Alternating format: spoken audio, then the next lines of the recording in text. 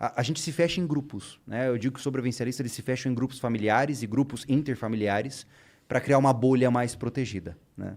Mas aí não tem, num caso extremo, esses grupos irem crescendo e virar depois tipo, uma cidade, alguma Pode coisa? acontecer, Pode, né? né? Estamos sempre fadados a cometer os mesmos erros, né?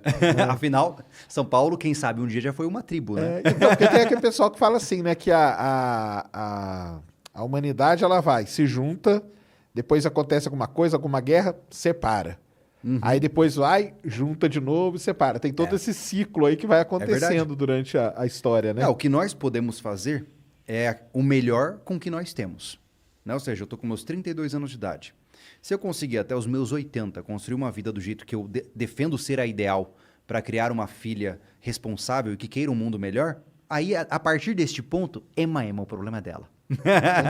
Entendi. A gente constrói um legado, né, cara? Infelizmente, a gente não dura muito tempo por aqui, né? Temos um limite aí, né? É verdade, é verdade. Então, aí o sobrevivencialismo é tipo então é um estilo de vida que vocês falam. É um estilo de vida. É realmente a tentativa de voltar ao tradicional. Imagine que você está misturando o colonizador dos tempos antigos com a tecnologia do tempo atual. Tem hoje. Por exemplo, eu construí uma estufa, né? Na verdade, eu fiz um canteiro elevado. Por quê? Porque eu não queria ter dor nas costas cuidando das minhas plantas, certo? Aí eu pensei, sabe de uma coisa?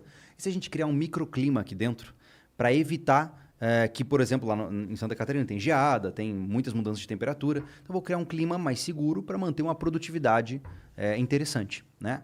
E aí eu entrei no mundo do controle, de fato, de um clima. E aí eu tive que instalar um controle de umidade, um sistema de irrigação automatizado, aquela coisa toda. Resumindo, eu jogo as sementes. Eu não preciso mais entrar na horta. Ela se controla por completo. Então, ou seja, é a tecnologia ajudando em algo Você tão criou um primitivo. ambiente controlado para tudo crescer. Então, eu legal. somo os aspectos tecnológicos, o próprio tanque de tilápias, que viralizou de uma forma absurda no Mas é nosso demais, canal. aquele tanque de tilápia, vai lá, chega, porque é sensacional. Mas é Deu ciência. trabalho, né? Mas é legal porque é ciência. Pensa comigo. Então. Você joga a ração, o peixe come. Aí vira fezes. As fezes se decompõem em amônia. A amônia, então, é quebrada por uma espécie de bactéria que transforma em nitrato e nitrito. Depois de um tempo, isso é consumido pelas plantas do sistema aquapônico. Então, é um sistema fechado, né? Isso é fascinante do ponto de vista científico, né, cara? Porque você está criando um ecossistema fechado, né? E é isso que me atrai. Né? Tanto que agora o pessoal está me desafiando a fazer um biodigestor. Aquele negócio que você faz com gases, né? Você coloca, por exemplo, o estrume das galinhas e tal, deixa lá dentro e você vai fazer gás de cozinha com aquilo. Sim, vai decompondo, gera o gás, aí você pega o gás e canaliza ele para algum canto, Exato, né? eu acho isso muito legal, porque você vai sanando os pilares, pô.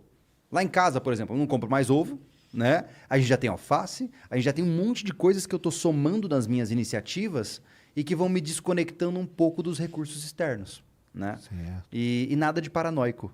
Porque a maioria das pessoas, cara, fica defendendo que geralmente quando você fala de sobrevivencialismo, o cara pensa, você se prepara para o fim do mundo? E sim, não, claro. Nem de perto. E assim, aí uma ignorância minha, assim, tem muita gente que leva para o lado também vamos dizer, tem um grau maior de pessoas, por exemplo, vegetarianas. Cara, não, tem de não tudo. tem nada a ver. Não, tem de tudo, poxa. Certo. Porque o sobrevivencialismo ele fala com todo mundo, né? Com religioso, com não religioso, com todas as etnias, de certa forma. Porque a maioria do Brasil é sobrevivencialista, se você for parar para pensar, do ponto de vista factual. A maioria deles tem que sim, a cultura de subsistência do interior dos estados, pessoas que têm que plantar para comer. Né? E tem gente que até hoje depende de caça de subsistência. Olha que loucura, cara. Então, assim, existe muito por aí. Né? É verdade. Não é nem de perto um negócio restrito. E eu já conheço várias pessoas que têm dietas mais restritivas, como, por exemplo, vegetarianos, até crudívoros que são sobrevivencialistas. E assim, eu acho que é uma grande loucura, mas ele está no direito de fazer o que ele quer da vida dele. Com certeza. Né? Porque quanto maior a paleta de opções alimentares, menor as chances de desnutrição. Vai sobreviver melhor, exato. Como que tá a comunidade no Brasil de sobrevivencialista? Ela é grande, é organizada? Vocês têm alguma coisa assim? Como que é? Eu não vou te dizer que está organizada, porque existem muitas pessoas que gostam do assunto, são entusiastas, acham super legal, mas não colocam em prática, né? Certo. E existem níveis de comprometimento diferentes. Eu sempre falo assim, cara, a primeira coisa você tem que ter um EDCzinho, andar com um canivetezinho, uma lanterninha, porque você nunca sabe quando vai precisar, né? A hora ou outra você vai precisar cortar uma caixa, quem sabe? Você tem um canivete, né? Aí depois disso o cara começa a comprar um pouco mais de comida para deixar em casa. Se o cara tiver pelo menos 2 meses de comida em casa, pô, ele já não vai passar por aperto se tiver uma greve de caminhoneiro, se tiver... Ele passa por isso um pouco mais suave, né? Então, aí a partir daí, quem sabe, ele pode botar na janela da casa dela um vasinho com temperinhos para aprender a plantar temperos. E aí o cara vai entrando no mundo. Daqui a pouco ele faz um curso básico de tiro para aprender a usar uma arma de fogo. Daqui a pouco faz um curso de primeiros socorros e ele vai entrando nesse mundo. Então, é muito difícil porque os sobrevivencialistas em geral têm uma certa aversão o meio público, né? A maioria prefere o anonimato por completo. Ah, é? É. Na verdade, eu sempre brinco só, dizendo cara. que eu não sou um sobrevivencialista exatamente por isso. Porque eu dou a cara a tapa, né? Não, você... Não, só acho que Alguém a sua tem que fazer ideia o trabalho sujo. Não, a sua ideia é propagar esse estilo de vida. Exato, né? mas nisso E eu aí você coloco a minha mostra, forma em exato, risco. você mostra como que faz, né? Eu tenho amigos, cara, que eles realmente não existem. Eles não existem mesmo. Eles só usam dinheiro físico, eles Caramba, plantam o sério? que comem. Sério, você não tem noção. Os caras, ele educa o filho em casa, os filhos são incríveis, falam 2 idiomas, sabem se olhar para o mato e se voltar com comida, é uma coisa absurda. E esses caras estão aqui no Brasil, pô. Eu conheço caras que estão investindo uma tonelada de dinheiro em recursos pessoais. Tem cara comprando mais de 5, 6 quilos de ouro para reserva de valor, cara. Faz as contas com com o grama a R$320. Que doideira, hein, cara? Então, assim, pode ser paranoia? Alguns com certeza sim. Mas outros, eles só querem criar mais segurança. E tem a galera meio para... Sempre Sempre tem, tem, né, né? cara? Vai ter, Cara, é porque eu já arranjei treta com esses caras, né? Houve um tempo onde... Eu sempre pergunto aqui, ó, eu sei que você também tem isso também, né? Mas qual que é o terraplanismo do sobrevivencialismo? Vamos lá. Tirando os próprios. Boa pergunta. Cara, eu acho que são aqueles que estão muito baseados na fantasia. O cara, ele acha que ele vai, por exemplo, criar um bunker, botar debaixo da terra, e quando ele fechar a porta dentro do bunker, vai ficar tudo bem. Isso é uma redução de visão absurda, né?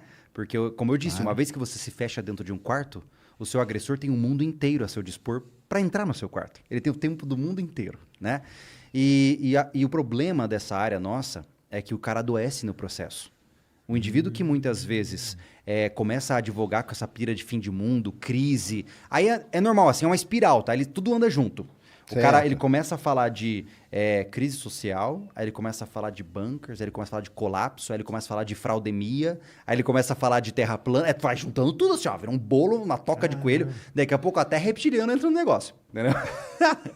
É muito louco. Que coisa.